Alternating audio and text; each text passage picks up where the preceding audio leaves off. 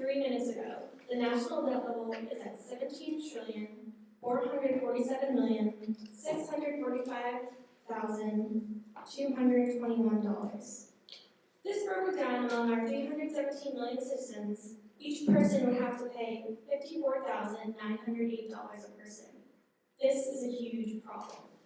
Our country is still at 6.2 unemployment rate. This rate is not going to go down on its own.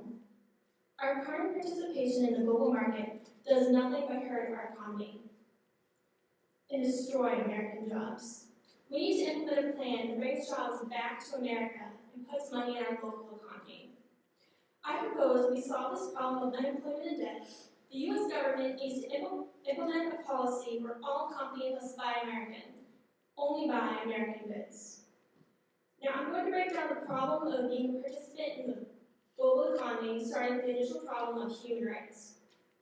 Recently, China's Labor Watch's investigative August report uncovered several issues of child labor, exploitation, and violation of Chinese labor laws.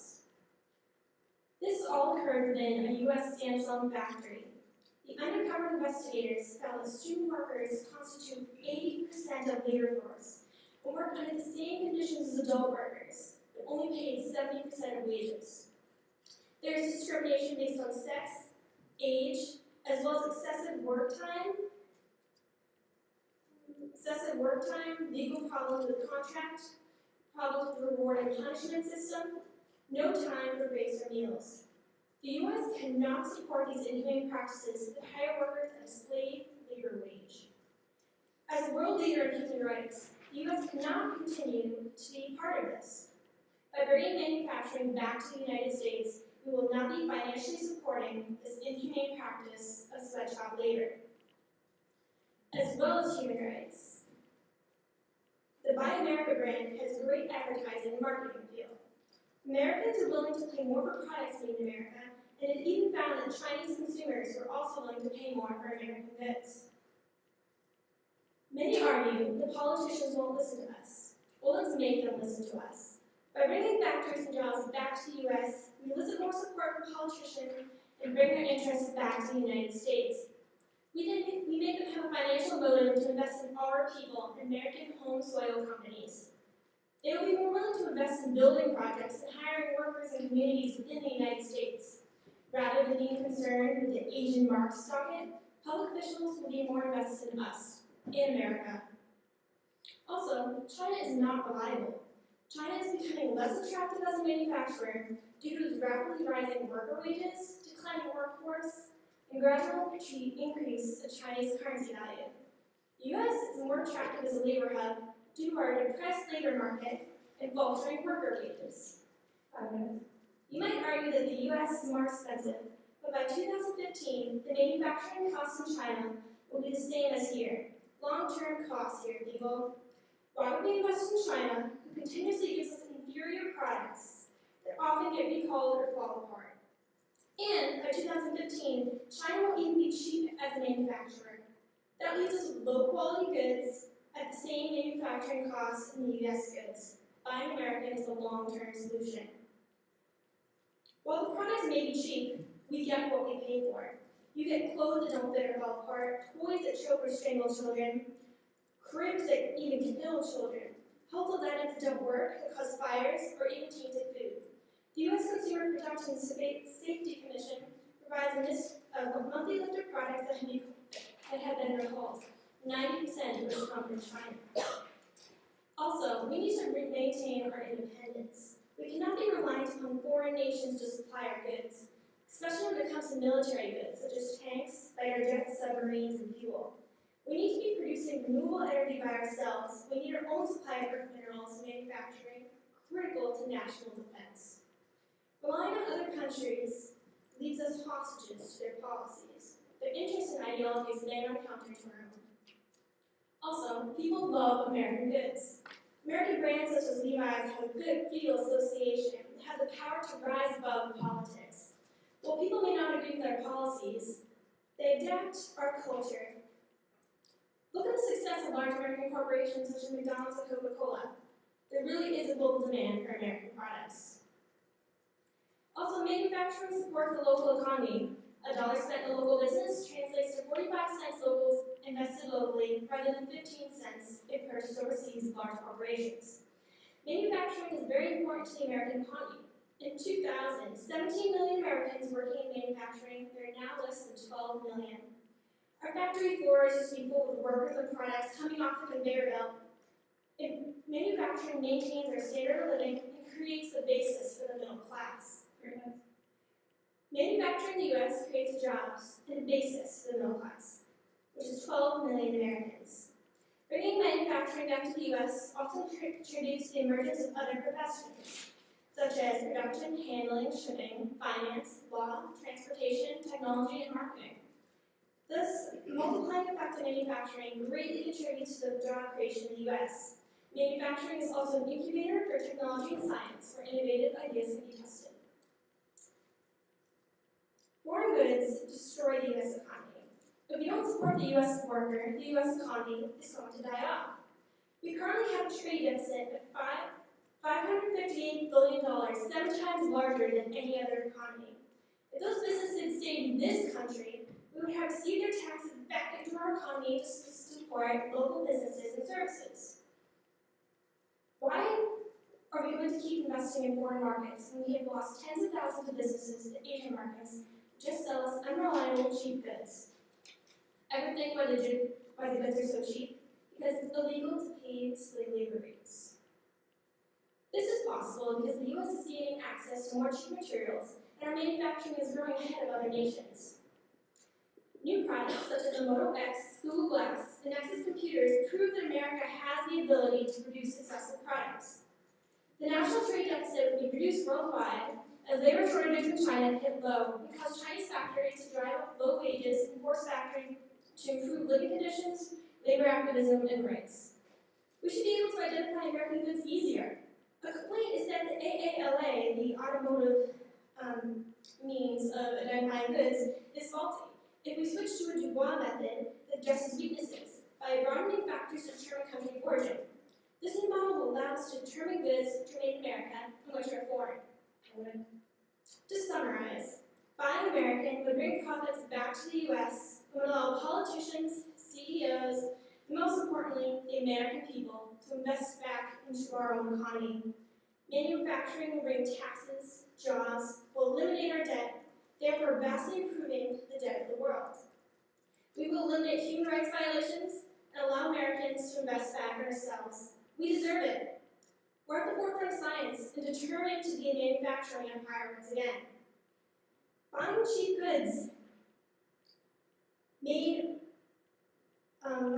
goods offshore will only create jobs if we use the extra money to buy American goods, not Asian goods.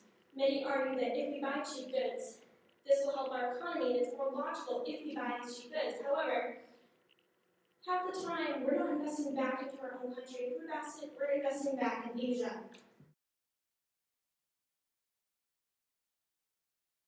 So for your last but one statement that you made, you mentioned the Dubois method. Can you please explain that? Sure. Well, currently we have a method in place, which is the AALA method. However, this method is flawed because it cannot use the American goods. There's no distinguishing between Canadian and American goods. There's no regulators. There's nothing, basically. Fixing the Dubois method would take into account the AALA method, but also where the manufacturer's headquarters are located, where the most research and development occurred, where assembly occurs, and where the engine and transmission come from. And you also mentioned that not buying goods made in China or goods made overseas will eliminate human right violations. Did they ever say that there was a human right violation going on in the country? Yes, an investigative account in China, the China Labor Watch, which is an investigative undercover group, went into the Samsung factory and found that actually many of the conditions there were actually violating Chinese labor laws as well as the I'm actually talking about the people themselves. Were they complaining about the conditions in any way? Well, children Assembly of some yes. And can they do something about it themselves? No, they're being paid slave labor wages. How do you expect to raise themselves out of that situation if they can't even buy themselves a proper home or a proper job? So then what has that got to do with Americans? Because We support this. We fund them financially. also you mentioned cheap manufacturing, but can you say that sending work from here to China is actually because we want cheap manufacturing, we want them to make the product so that when it comes here, it come back here, it will be cheap. I'm sorry, what's the question? You mentioned that China is making you mentioned inferior products in China, like their yes, and the quality of their products is cheap. But I'm also saying, I'm asking you that, can you say that we Americans sending the jobs there was also because of that particular reason? The question is, do we send jobs overseas? Because we want cheap manufacturing products. Yes. So then what is the problem right now? We have an ethical dilemma here. We are leading the human rights campaign. Why should the U.S. be financially supporting this? It is inappropriate for a nation trying to lead the way of financial human rights to then go against everything we believe in and support this. It's very hypocritical of the United States, and it can't be stood for.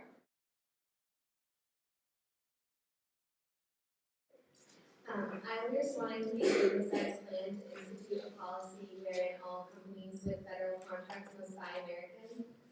I will be arguing that we should not only buy American-made goods. My arguments are that buying abroad creates jobs in America, that made in the USA is nothing but more than a marketing ploy for big business, that buying abroad allows a better allocation of resources, and that there's an issue with the classification of what American-made means. I will also be responding to the issues of labor deficit and the loss of jobs and effects on the U.S. economy. While it is true that America has become one of the largest importers in the world, this is not necessarily a bad thing. Importing goods from foreign countries is the most efficient means of acquiring products at cheaper prices, which frees other resources within our economy. Supporting foreign imports also provides a livelihood for hundreds of thousands of workers abroad, as well as workers here in the U.S. In his 2011 article, Stossel explains that Buy American is really rather illogical. This plan to buy strictly American-made goods would actually cost jobs and make everyone poorer. Economist David R. Henderson explains that we should buy things where they are the cheapest. In doing so, we free up resources, which gives us the means to buy other things, and other Americans would get jobs producing these things. According to Lewis, we make the country better by allocating resources towards the ones that can use them best. Additionally, the affirmative argues that China is stealing jobs from America. However, quite the opposite is true. China actually creates jobs in America. By saving money buying abroad, we can make and buy more products. The division of labor has been essential in creating wealth and jobs throughout history, and this applies to the division across national boundaries.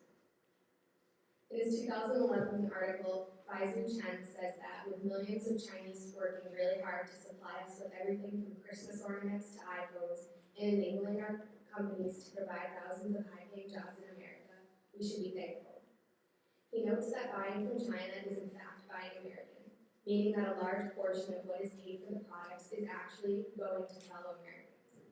It is largely the fault of our politicians who place the blame on China for stealing American jobs, probably while they tweet or make business calls from their Apple iPhones, which were in fact produced in China. Buying from China gives America a much better deal than buying from other countries in the world. Paying more for American-made goods would result in one of two things. The consumer will either be buying less of that product or they will be buying less of another product to make up for the difference in their spending. This, in turn, hurts other workers whose product is either not being bought or is being bought in smaller quantities due to the high price of American-made products. While the affirmative argues that the plan to buy American-made products is to promote and create jobs in America for Americans, there are actually ulterior motives, specifically for the large companies and firms involved. According to Carl Franzen in his 2013 article, there is no doubt that Made in America advertising is effective. While the claims is that this patriotism comes out of a need and desire for products made by Americans in America for Americans. It more strongly comes from the economic self-interest of the companies. Franzen also notes that it's unlikely that companies like Apple and Google would be doing this if it weren't in the best interest of their shareholders. The Made in America label is just being used to promote big U.S. industries. In response to the trade deficit America has run up with China, China 2011 details a San Francisco Federal Reserve study that found 55% of the value of American imported goods from China actually goes to American companies and workers. In comparison, American companies and workers only capture 36% of the value added of the import of all countries combined. With the affirmative policy issue of labor abroad, also explains it's the best of a bunch of bad options. In countries abroad, opportunities for work are extremely limited, and no one is handing these people green cards to come work under luxurious conditions of companies in the United States. Looking at the conditions of labor in foreign countries, specifically those like China and Korea, Americans are often distressed. However, it is imperative to understand that things are different in other countries than they are here in the U.S. For example, an hourly wage of $3 may seem alarming and unfair to the average American, but it's actually a higher wage made by the average Honduran worker who does not work in a sweatshop. These sweatshops are often people's best alternative, and when you take away someone's best option, they are worse off. When some shops closed in China, kids were laid off and were found to return to prostitution to support themselves. For women working in the Guangdong factories in China, they have nowhere else to go. Since they have become so customized and skilled in the urban areas, they feel that they cannot go back to their rural lifestyles as there is no livelihood for them there. An additional issue to buying American is the problem with classifying products as American-made or foreign-made. In 1997, the U.S. Federal Trade Commission ordered that for a product to be advertised as made in America or made in the U.S., it must be all or virtually all created here. The FTC explains that all or virtually all means that all substantial parts and processing that go into the product must be of U.S. origin. So the product should contain either no or insignificant foreign content. However, today with the spread of globalization, suppliers can be anywhere. Manufacturing in the United States is more expensive than going abroad, which is why, according to Amy Burroughs, auto manufacturers began to stop making everything themselves in the 1960s. Companies across the United States have done this to continue to do so for the sake of profit. This means that any given American-made product could actually be made of many different parts that didn't come from the U.S., because there are various primary and secondary suppliers. So what does it mean to be American-made, or is there really a sufficient way of classifying it? Additionally, if we were restricted to purchasing only American-made goods, Randall argues in her 2011 article that our homes would be stripped virtually bare of telephones, televisions, toasters, and various other electronics, and many of our favorite foods and toys would be gone.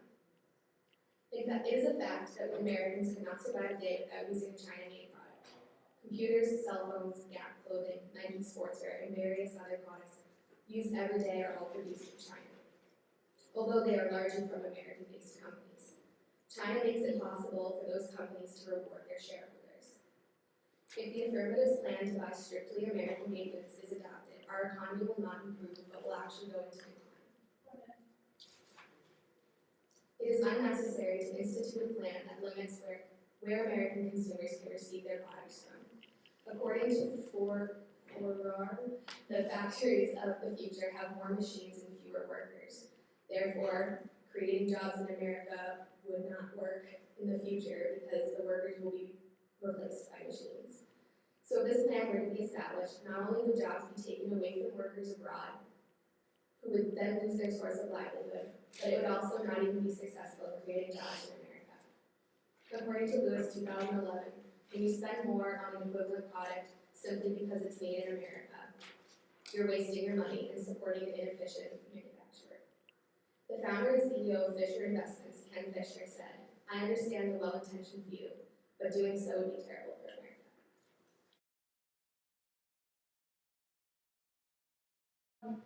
Do you agree that our unemployment rate is 6.2%?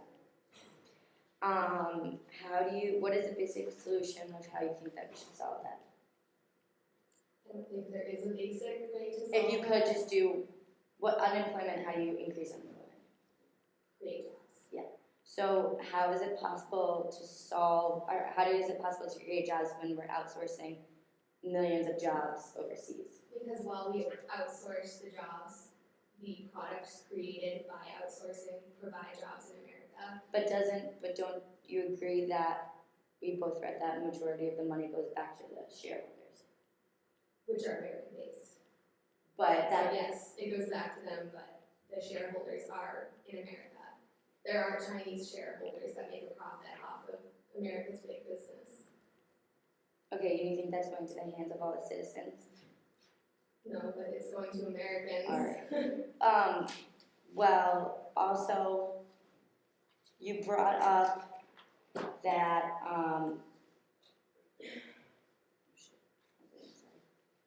that politicians have a huge play in, that we are lying and that we need to spend abroad. Nope, I take that back.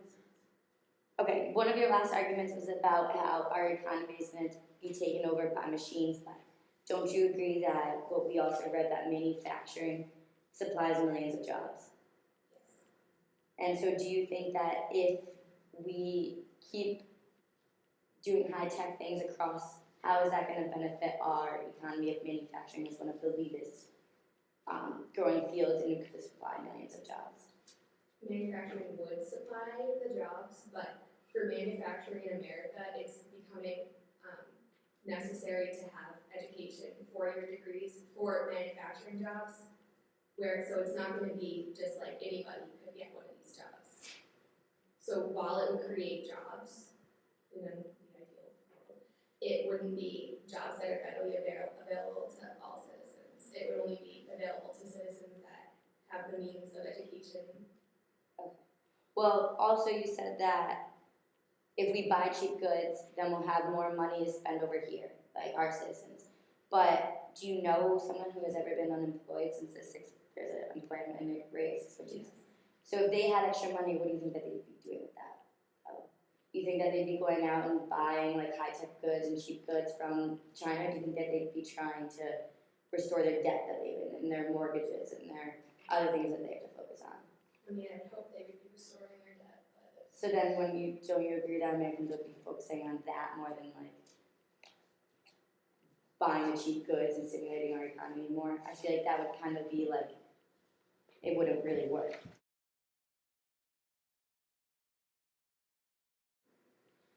Hi, my name is Kara, and I'll be doing a second effort of construction. The U.S. government should institute a policy for all companies with federal contracts and buy American, because it would increase manufacturing in the United States that would then create jobs and bring the domestic economy back up. That has taken a severe loss in the last few years. I will be addressing repeating what Sierra said earlier, and I will also be refuting what Maddie had mentioned earlier. I'd first like to mention that it is said that the most efficient way to pursue economic labor is the purchase things that when they're cheapest and when you can make them efficiently. However, this is not the best practice for the American system, as we're losing jobs overseas that will not come back. There is a rise in the unemployment rates where people cannot get jobs to support themselves. By instituting this policy amongst all federal contracted companies, there will be a push to move back manufacturing jobs that have been shipped overseas. Manufacturing is critical for our national defense, supplies millions of jobs that pay higher wages, service jobs, and creates secondary jobs, and provides for American technology development and innovation, and generates exports, supports state economies. By creating more jobs in America, rather than send them to prevent the need for companies to put unfair labor practices on children and other various needy groups in various different countries. And being a consumer of products made in America is not only a matter of nationalism or pride, it's a matter of sustainment and self-survival. The American job market is commencing as many an institution that we take back our economy and employ the American population. To say that Made in America is just a brand new marketing tool is insulting, because we in fact need these jobs back to bring back the working class. We need to make a rise come in the middle class so that we can see prosperity in our economy.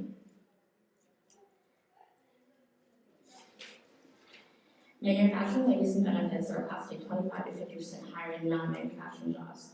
There's a multiplier effect of manufacturing jobs that greatly contribute to the economy. Every 100 steel or automotive jobs create 400 to 500 new jobs in the rest of the economy. While in the retail sector, every 100 jobs only creates 94 new jobs. It is manufacturing who hire these services such as banking, finance, legal, and information technology. Manufacturing is an incubator for technology and science, which allows for the U.S. to be at the forefront of science and medicine. For decades before manufacturing went overseas, manufacturers paid 30 to 35% of all corporate tax payments to state and local taxes, Social Security, material tax, excise tax, environmental tax, import tax, and tariff tax, and license tax. In 2000, more than 17 million workers in manufacturing. There were more than 17 million workers in manufacturing, now there is less than 12 million.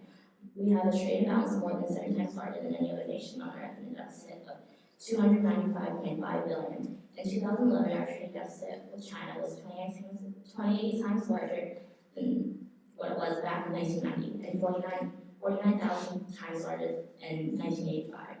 It is estimated that cutting the U.S. trade deficit in half would create 5 more million jobs in the U.S. or global trade deficit of more than $8 trillion since 1975. The $8 trillion that was lost to the international markets and could have gone to sweat U.S. businesses and pay the wages of U.S. workers, federal, state, and local taxes should have been paid off. If those $8 trillion had stayed in the United States. To say that because of conditions and laws and practices in other countries is different, which is why we justify the child laborers and workers' rights, is ridiculous, because the ethical dilemma that comes with this is that we are, as more people move out of rural areas into more economic developing countries, they're more aware of their rights. They know that they're being treated unfairly, and while they know that this is one of the best things that could happen to them, they know that they deserve better. We support these practices when we send these jobs overseas. And by keeping these jobs in America and creating more jobs, we would then employ our own American citizens and stop these unfair practices that are happening to people overseas.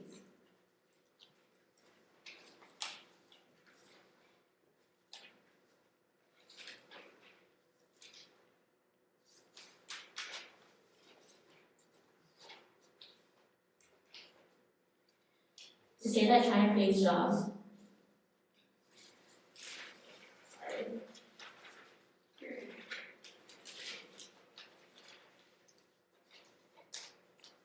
while China does create jobs for both their own citizens and Americans, we need to focus on the fact that manufacturing in America is dying, and we need to bring it back to employ the American population.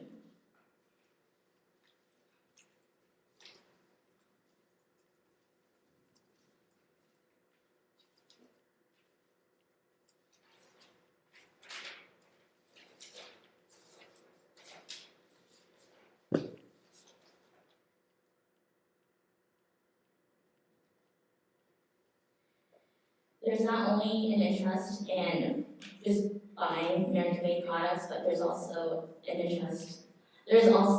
interest in job opportunities in America made with manufacturing, but there's also interest in buying American-made products. There's a shift in mentalities nowadays of buy things when they're cheapest versus you get what you pay for. Consumers are willing to spend more money for American-made products because they're more quality. By instituting a policy for the federal government forces companies to invest in American-made products, we can do this and satisfy customers and as well as satisfying American citizens.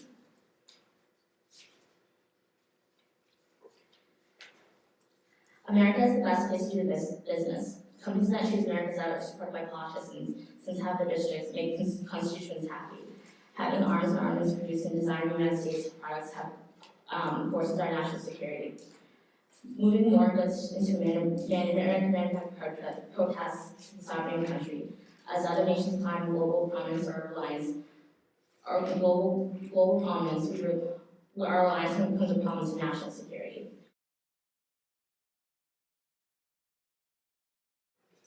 Do you support the idea of globalization? Yes. Do you agree that the U.S. went into business with China because of the idea of globalization? I think that while globalization was mine, I think the U.S. went to business with China because it was more effective for them and it's more profitable. You said more effective for them, more effective for who? The American companies. So it was our decision that we made, so why are we backing out of it now? I think we're backing out of it now because we see that the damage that's done, we've lost so many manufacturing jobs in the last 20 years or so overseas, and they're not coming back. We see So then why are we blaming China for the problems that the decision that we made? I think we're blaming China because you can't ever foresee long-term effects, and I think some of the long-term effects that came out of this is that we probably weren't going to know that China's going to practice unfair labor practices amongst their employees, or You're saying that we didn't know that China was going to practice unfair labor violations?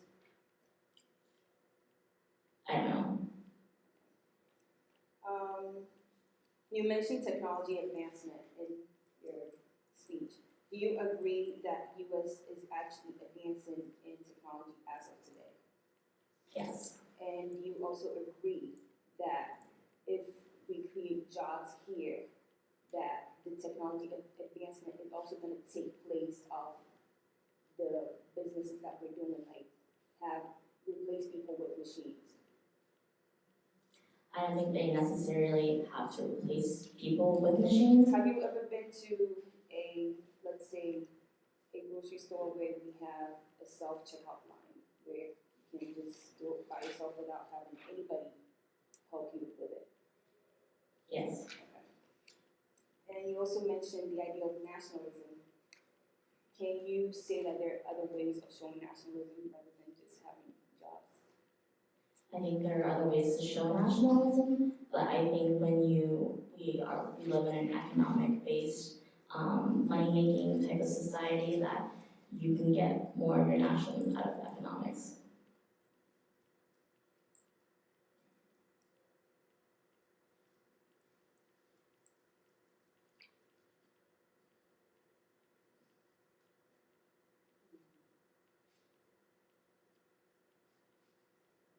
Okay, so do you agree that there is more than one solution for building the economy rather than just bringing back jobs? I think there are more than one solutions, but I think one of the biggest solutions is to bring back jobs in America. And you know that bringing back jobs in America will make the products that we make here more expensive, and also you will agree with me that some low-income families cannot afford. Well, once you bring back the jobs in America and you find a way to make the way, we're going to catch up with China soon in the way that we make our products.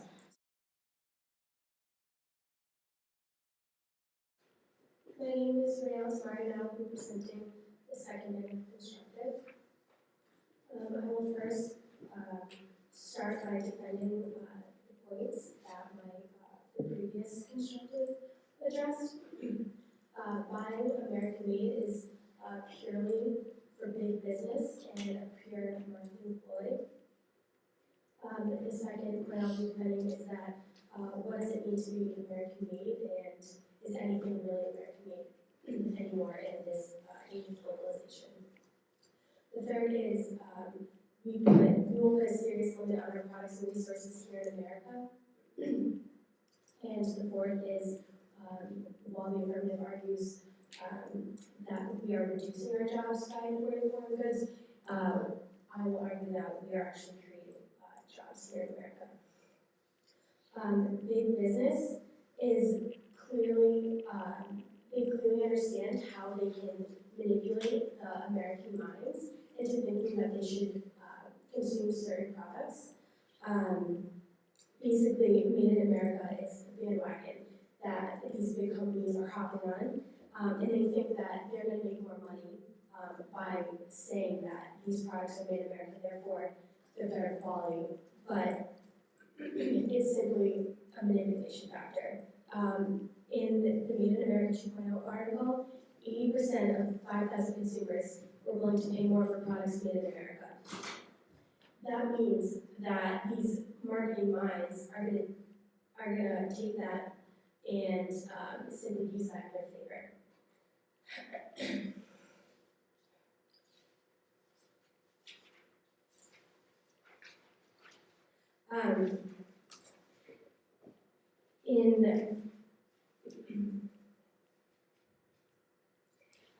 Next, the CEOs have no stake in America. Their interests are simply not aligned with America's interests anymore. Tech companies have spent years converting their supply chains to overseas operations. Now they have no interest in converting them back after all these years spent reversing the trade.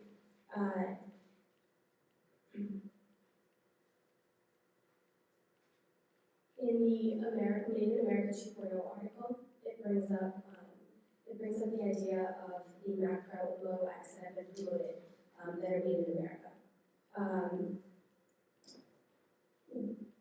They are basically saying that they're basically saying that this product is made in America, and that is the only reason that it has been successful, because we have a reputation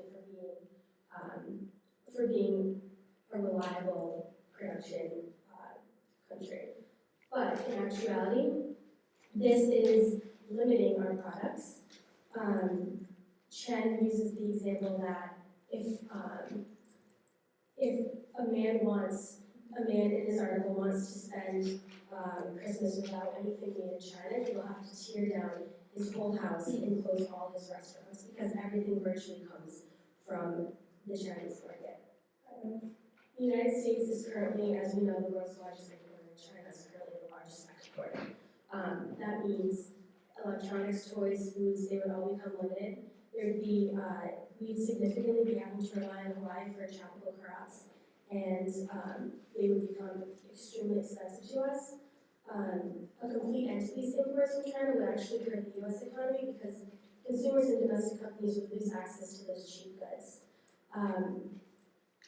What happens to the U.S. companies who simply don't have the money, such as a family in America, like Johnny, like any other low-income family? How are they going to buy these more expensive American products? And the American products also have shown to be very pricey for consumers. And one of the articles stated that they have to find a balance between the price and what they're producing, because simply Americans won't be able to afford it. And I'm arguing that our economy is currently facing a debt crisis where Americans have so much debt that, and I think over the past few years, our debt has increased significantly, and this means that instituting a policy where made in America, or where our products are only made in America, people who have debt aren't going to be able to afford them, and that's simply going to sink the economy lower and lower into more of a recession. And I think that based on Rena Farukar's article, that our economy is currently on the uprise. We're coming out of the recession, and the last 3 years, there has been over 500,000 jobs created.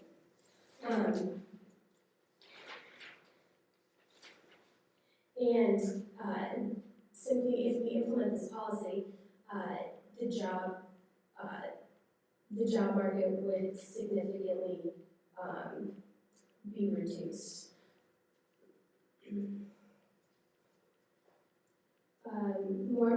So as the first constructor brought up, more manufacturing jobs will be reliant on machines over workers, and that's another reason why we'll see jobs decrease, because as we're coming out of this economy, or this current recession without implementing this policy, our workers are finding new ways to make jobs and new ways to innovate and produce new jobs without relying on the manufacturing sector.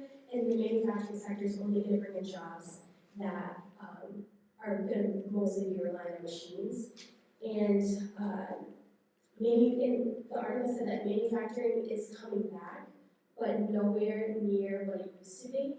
And it said that we may see jobs, but it will be nowhere near the number that we're expecting. My third point is that what does it mean to be American made?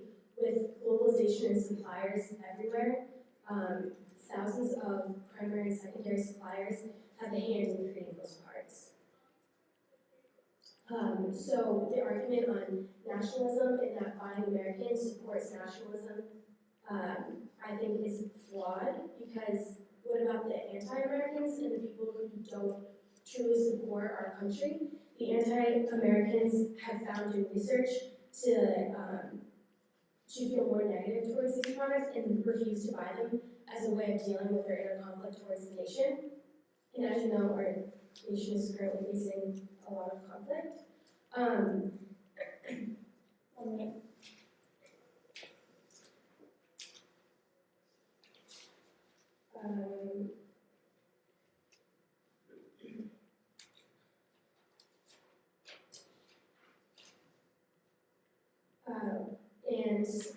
And going back to the idea of the creation of jobs, the Chinese workers are actually enabling our companies to provide these high-paying jobs to Americans by supplying all the products we use that different families in America are currently buying. These goods are not, they may be seen, there's some defective products that have come out of China, but in all, we consume every day millions and millions of Chinese products, and I'm sure we're all wearing Chinese products right now.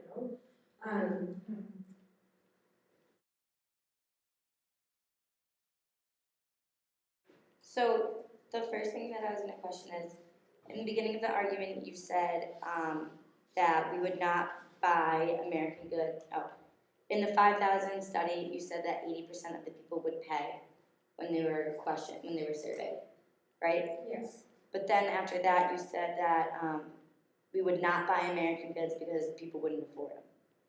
But then I feel like that was very contradictory, because earlier you said in the 5,000 study, which was representative of the population, over 80% would buy the goods that were American made.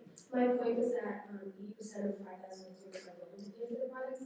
I'm saying that simply that's a result of marketing strategy and ways of marketers to manipulate people into thinking that buying these made in American products is the way to go. But what if they are high quality goods? Because another statistic says that 90%, what's the point if 90% of the Chinese goods are recalled back in a monthly survey? Don't you want high quality goods? Well, yeah, you want high quality goods, and those 2 points were kind of separate. So basically, the marketing strategy is just making people think that they should buy these. But aren't they high quality goods? They're high quality goods, but maybe unaffordable. So that's why. But then they're willingly buying.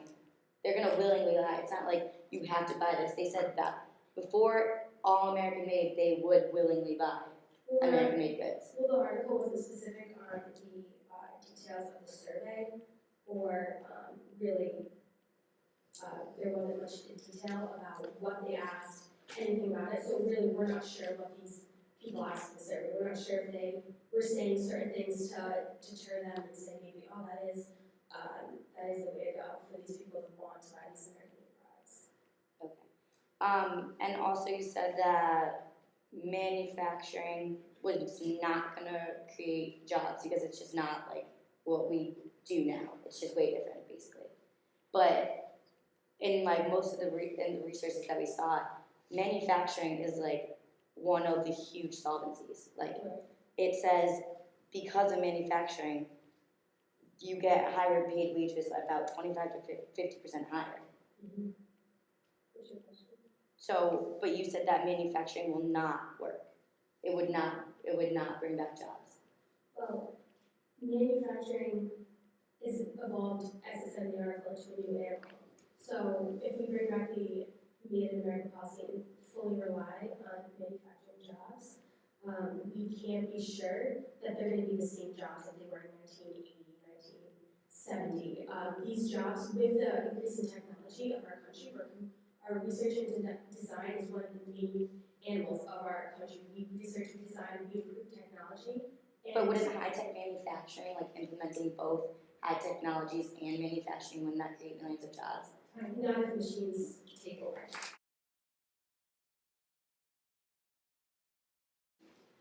The arguments presented by the affirmative to support the plan to buy only American-made goods are defensive ploys to promote big business. Limiting ourselves to consuming strictly American-made products is unrealistic and would not help the economy even if it were. The affirmative said that products from China are insufficient, but if this were actually true, why is everyone in this room either wearing or using several China-made products right now? The affirmative argues that the conditions under which women and children are working are inhumane and dangerous. And while this may be true by our American standards, these jobs are often the best option these people have. Taking away the opportunity to work in these factories would actually leave them worse off by either leaving them without a source of livelihood or forcing them into something worse. As noted in the Girl Power article, many who are forced to leave their factory jobs end up on the streets and involved in prostitution. Additionally, China does not steal our jobs. Michigan was in decline before the Chinese emerged into the world market, and textile factories were already beginning to move to Mexico and elsewhere. Companies like Apple, who sell Chinese products, actually employ thousands of American workers. The affirmative argues that the establishment of the plan to buy strictly American will improve the economy, but this is not necessarily true. As noted by Rana Forhar in her 2011 article, we are continually coming out of the recession, and changing the way Americans buy and produce products could change this. In the 2013 article, Too Thin a Cushion, the current state of American savings is described as lacking at best. So how could switching to more expensive goods when we have the ability to buy cheaper goods help the economy? The concept of buying American is a promotion of big business. Statistically, people both inside and outside of the U.S. are willing to pay more for products with a Made in America label, even though they could be buying the same product with a Made in China label for half the price. The proper allocation of our resources is imperative in improving the economy, and buying strictly American-made goods would not do this. Continuing to import products from countries abroad, like China, not only allows a more efficient allocation of our resources here in the United States, but also supports American workers and foreign workers. It is in our best interest from both an economic and a moral standpoint to continue to import goods. Our economy is currently in an upswing, and this would be magnified and increased further if we continue to buy goods from abroad.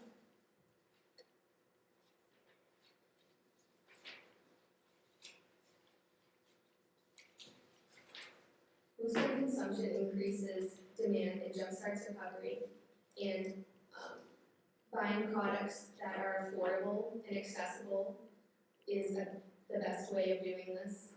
If we were to buy only American-made goods, the products would not be accessible to a large portion of the country who could not afford these products, therefore not jumpstarting the recovery that the economy is looking for. My name is Sierra Wilbar, and I will be doing the first affirmative rebuttal. My opponent arguments that buying abroad will produce more jobs.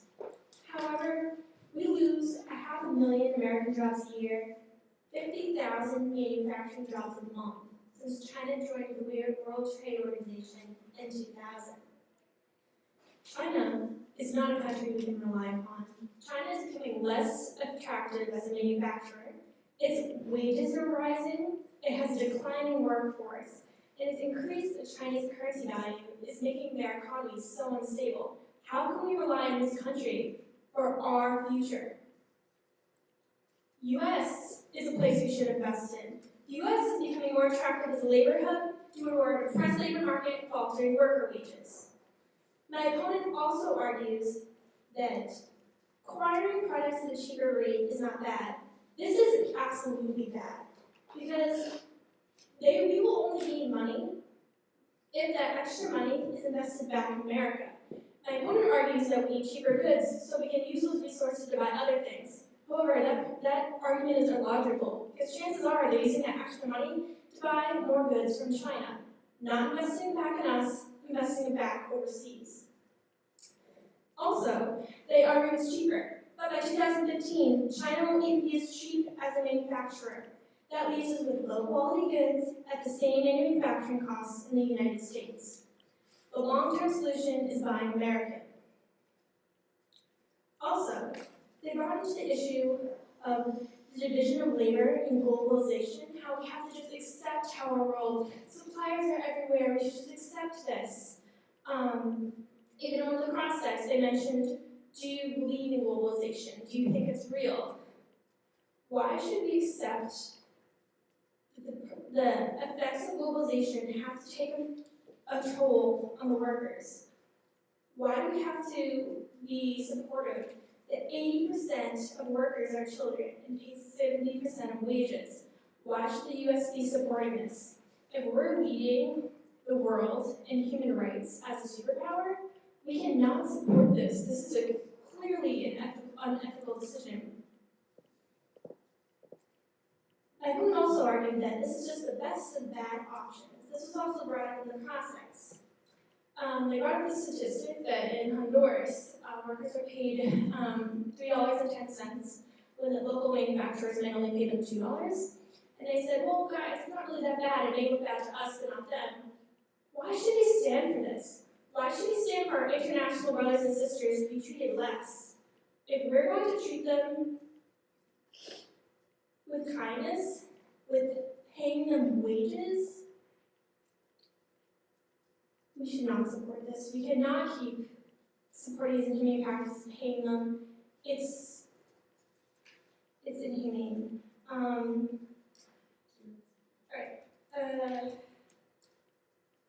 My opponent also argued that China has low quality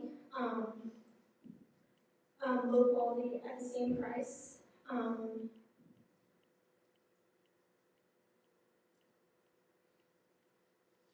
My opponent also argued that in our houses we will be stripped bare of our resources. We won't have our lamps, our iPhones, exotic fruits. However, my opponent failed to recognize the American potential. We have access to more cheap materials than ever. Our manufacturing is growing ahead of other nations. We're transforming and placing us ahead of our global competitors.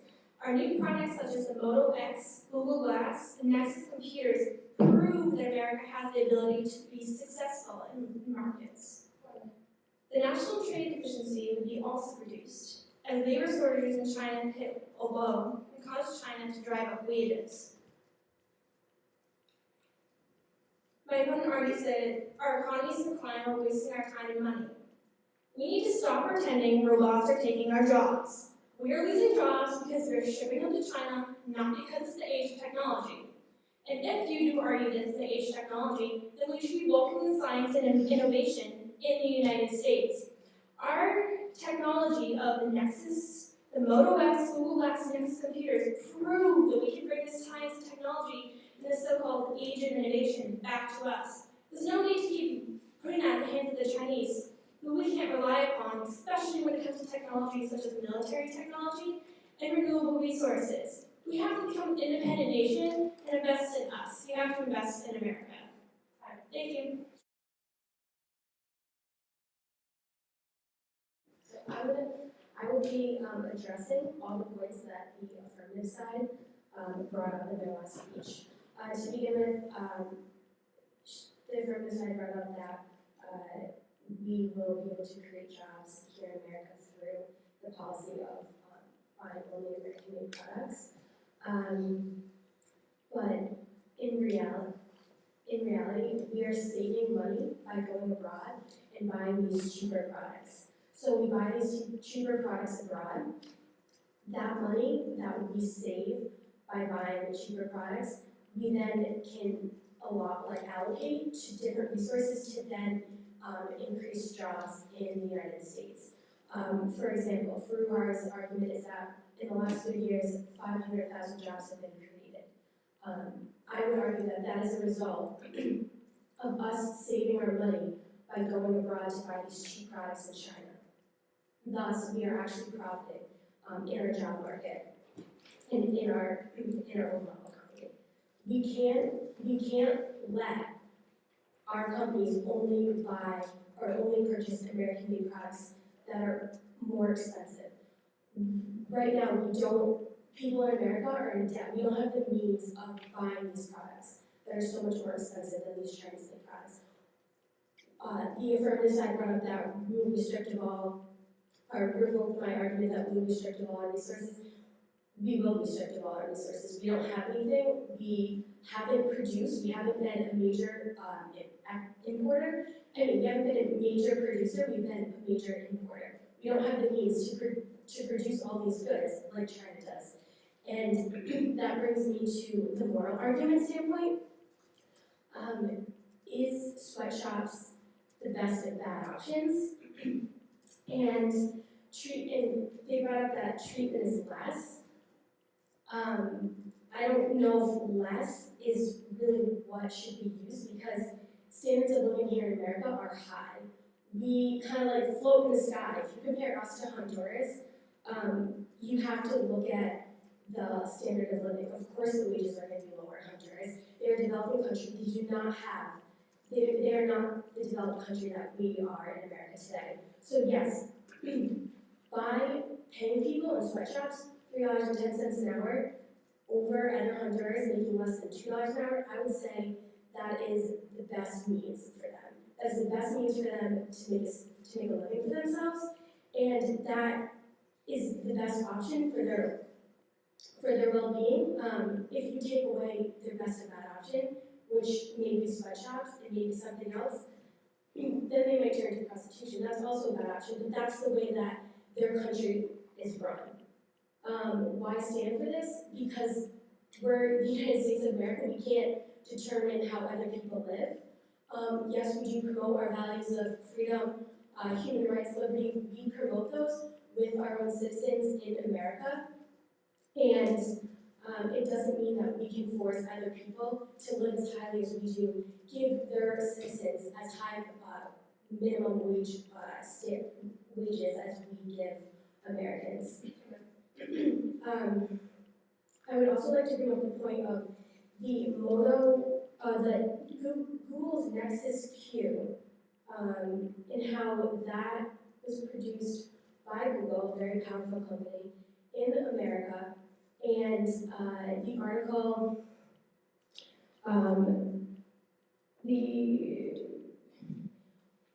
the article says that Google's Nexus X has failed, and it's actually been repurposed as a doorstop. So I'm not sure that all products in America will be successful. I mean, I am sure that products in America are being marketed by these big companies to produce as much profit as they can, because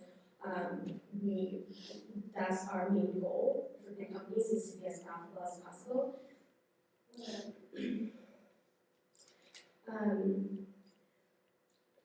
In terms of the long-term solution that was brought up, made to purchase only American-made goods, it is not beneficial in the long term, because in the long term, manufacturing jobs will turn into machines.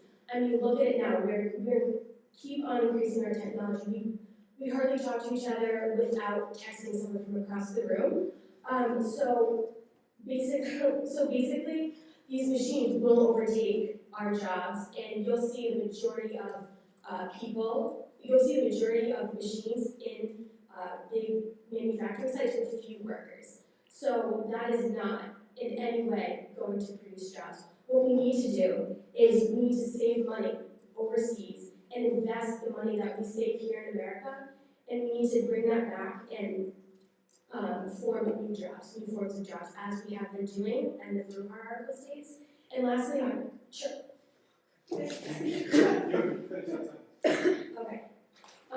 lastly, China is reliant. We should be thanking China for how reliant they have been on us, In reality, a study found that 55% of the value of American imported goods from China actually goes to American companies and workers, compared to 36% of the value going to different countries. So China has given us a really good benefit. More than one sentence.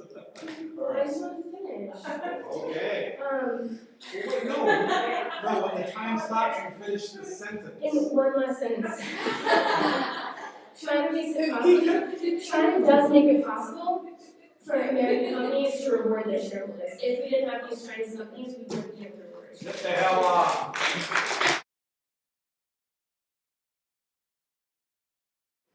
My name is Karen, I'll be doing this final purpose speech.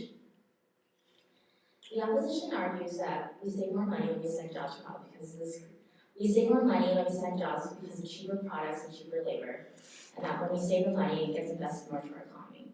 If that's the case, then why is our unemployment rate so high and our economics so low? The opposition also argues that we can change the way that people spend money if we force them to save their money. How can you do this if people don't have the jobs to save the money? We can't make people buy more expensive products, but some people are willing to pay for the American brand. The opposition argues that we will be stripped of our resources. Yet, there are other different ways to attain resources than the way China attains their resources for their manufacturing methods. The opposition also argues that sweatshops and the standards of living in America are drastically different and can't be compared. And while we can't compare it, how can we sit back and watch people who are aware of labor rights and human rights around the world? And if we live in a world that is embracing globalization, how can we sit back and let kids work for long days with no breaks and very little money? While we can't take away their best bad option, this is also not a way. We can't just sit by and let them deprive their lives of living under a machine working all day long. The opposition also argues that the Made in America branding is just a big business ploy. But in fact, when you promote Made in America branding, this policy will bring back to local economies and state economies. More people would have jobs and the economy would be prosperous. The opposition also argues that machines could take over jobs, but machines in fact are still not humans. Human beings would still have a place in the economy, even if machines were to take over some jobs. Manufacturing is an incubator for technology and science, which will require proximity to facilities where innovative ideas can be tested and worker feedback can fuel product innovation. We should take initiatives to implement Buy American policy, not only because this is how we can get the working class in America back on their feet, but more experts out of America and more money into the economy. The Buy American ploy, as our opponents put it, is not a ploy, but more of a way of life. People may have a hard time adjusting to the whole Buy American brand, but they will be able to adjust. Even if the companies are using Even if the American branding is a marketing ploy, it works because this is what shareholders and consumers want. Give the people what they want. The idea should not be quantity over quality, but in fact the opposite, quality over quantity. When we say that, well, this is a nice idea, not possible, because any part of our outfit, any part of our home is imported from somewhere else. This is offensive to the United States and its ability to create a great manufacturing economy. How do we know that we will not be able to do this without the policies implemented? What country can boast of our freedom when we ourselves are indebted and under servitude to other countries when we export our jobs abroad? We need to buy American versus policy, but for better long-term prosperity for both the domestic and global markets. While the Buy American ideology seems very difficult to put it in place with just starting by federal government contracting, it can touch on to the rest of the economy, and we can see that jobs people can give Americans in the American market a chance to create jobs and put more jobs back into the economy and we can see unfair human rights practices diminish, not quickly, but slowly but surely, as people realize that they have rights too. And that's my argument.